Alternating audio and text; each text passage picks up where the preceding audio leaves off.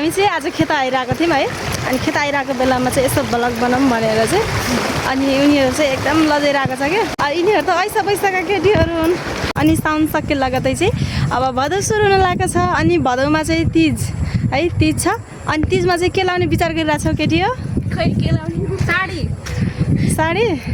अनि कहाँ जाने मेला हेर्न खुब नाच्ने होला है केटाहरू पठाउने अनि बोयफ्रेन्डहरू छ कि छैन अनि कसको बिहा छ दुवैजनाको बोयफ्रेन्ड छ कि छैन हाम्रो छैन आई एम सिंगल सिङ्गल भन्नेको झन् धेरै बोयफ्रेन्ड होला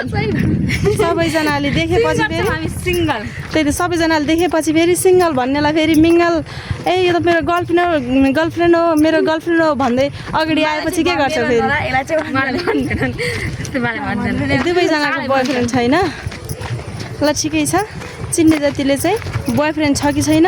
कमेन्ट चाहिँ गर्नु होला है दुवैजनाकै